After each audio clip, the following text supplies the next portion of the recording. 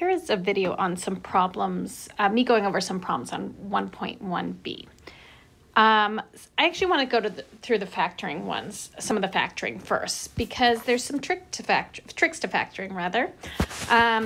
So whenever I am asked to factor and I see something with 4 terms, I think, and three of them have a variable component, hopefully the same, and one of them has and one of the terms is a constant, I think, can I factor by grouping?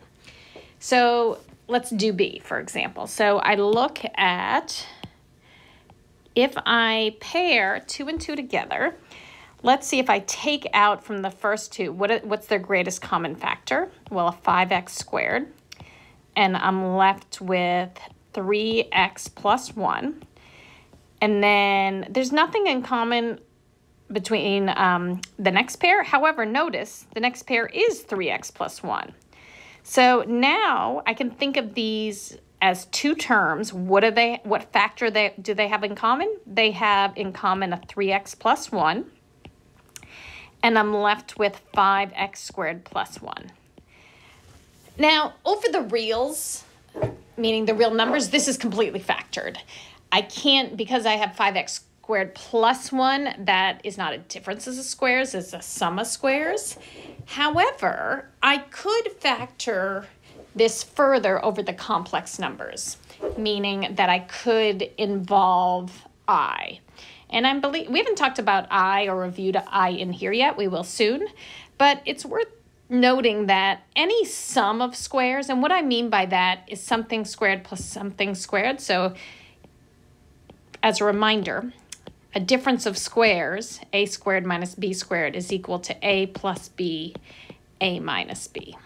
Now, again, I don't have a difference of squares in 5x squared plus 1, but I can make it a difference of squares. So check this out. If I do 5x squared minus negative 1, now, isn't that a difference where my a is the square root of 5 times x, and my b is the square root of negative 1. So a is the square root of 5 times x, and b is the square root of negative 1, which hopefully you remember is equal to I. So applying what the difference of squares formula is, we get 3x plus 1, a plus b, so in this case, root 5x plus I, times a minus b, which is root 5x minus I.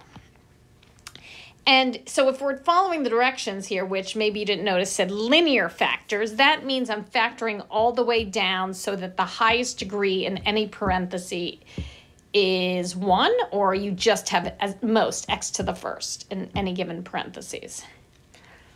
Okay, so a little bit about factoring by grouping and also how you can make a sum of squares into a difference of squares, but it'll be over the imaginary.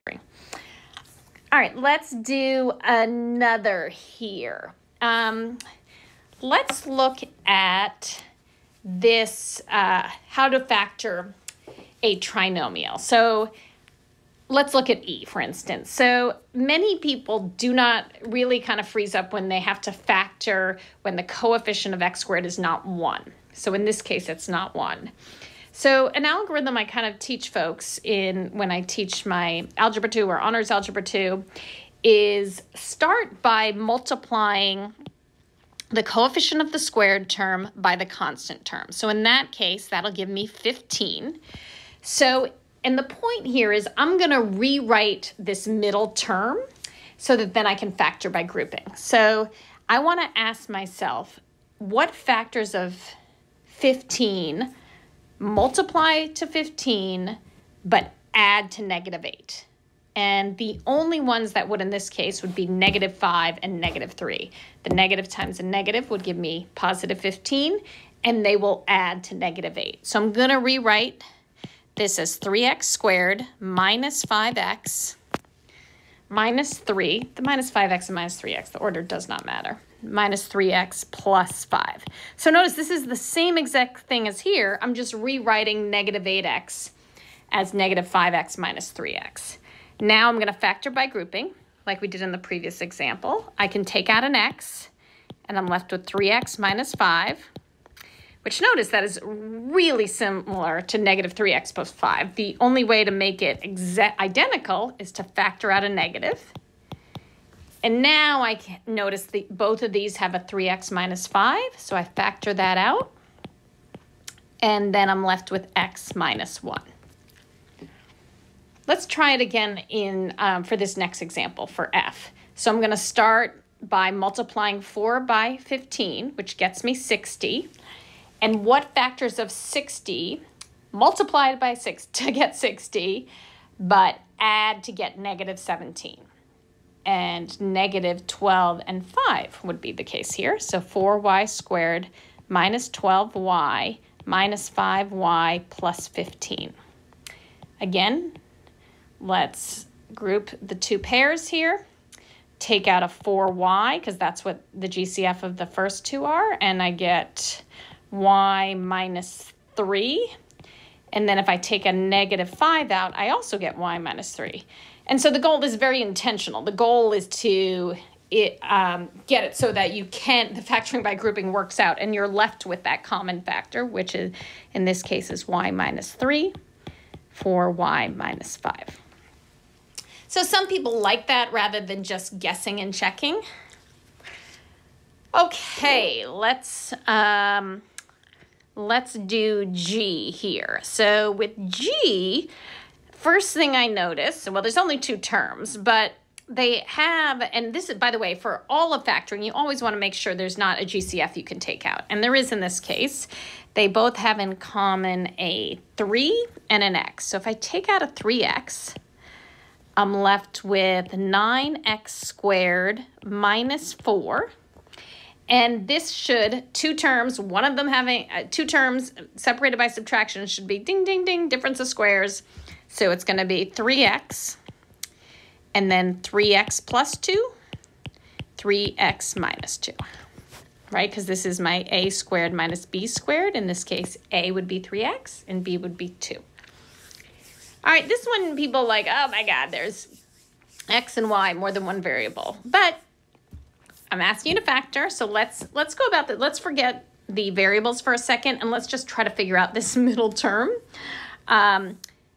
at least the number part of it, and then we can talk about the variable. Because I know in order for this to work out, by the way, I'm going to have some version of x here, and some version of y here and y here. It's really the numbers that I'm unsure about.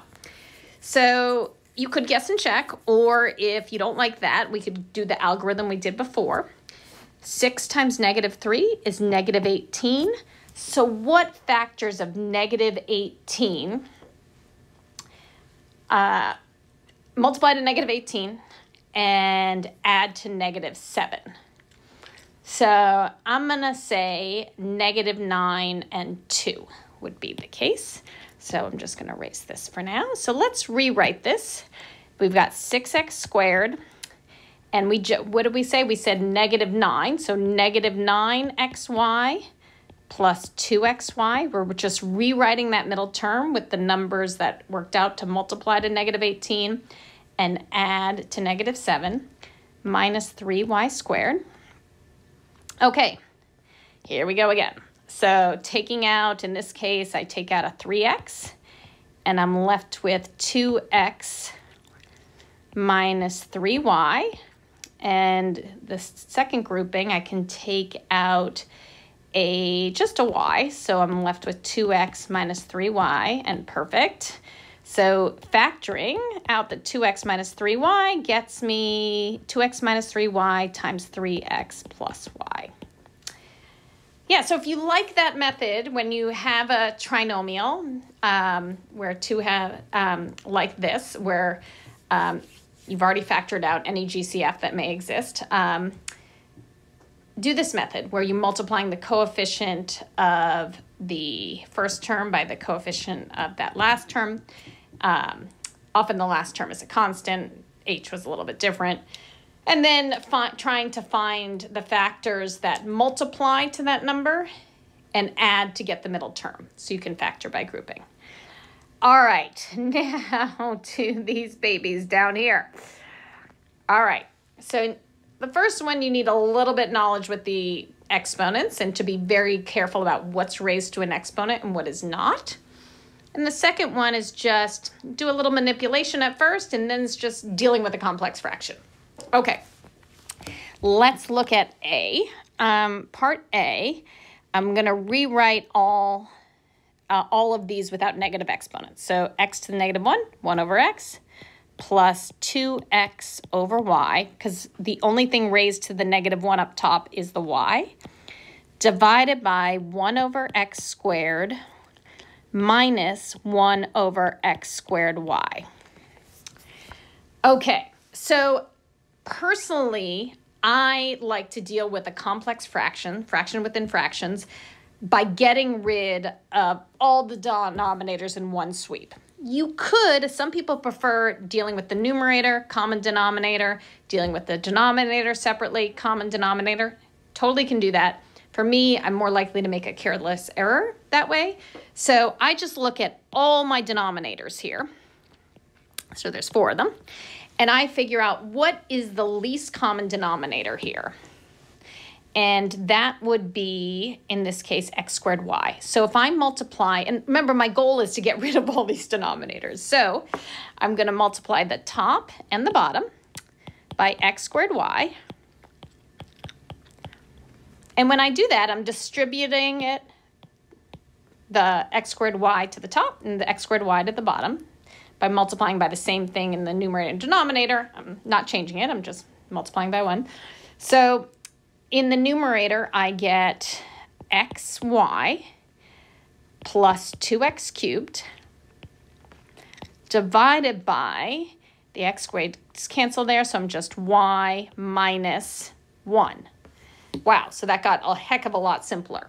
And the only thing that I ask you to do, and it's good just to get into this habit for now, especially because we're going to be graphing rational functions not too long from now, is to factor things you can. So in the numerator, I notice I can take out an x. Not really helping me out, and that's all I can do there. Sometimes things will cancel top to bottom. If you have a common factor, we don't here. Okay, so it looked really ugly, but then got down to something that looked much simpler. All right, so here I don't have to deal with negative exponents, but I do have to deal with this complex fraction and getting rid of these denominators. So one thing I noticed is, let's rewrite this so I can see it better. I have 5 over a plus 2 minus 1 over a minus 2. I have 3 over 2 plus a. That's the exact same thing as a plus 2. So I'm just going to write it as such.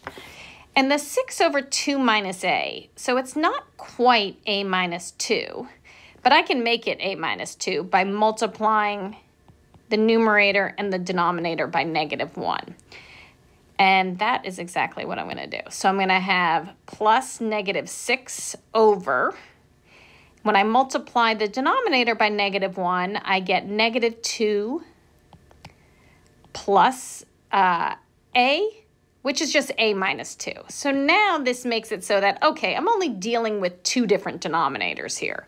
So when I multiply the numerator and the denominator by a plus 2, a minus 2, this is going to make this much simpler.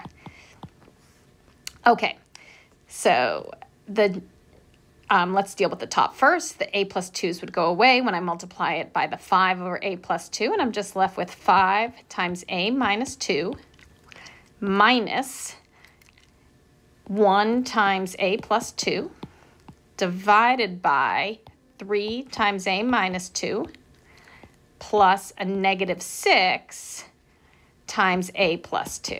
And now let's just clean this all up. So I've got 5a minus 10 minus a minus 2 over 3a minus 6 minus 6a minus 12.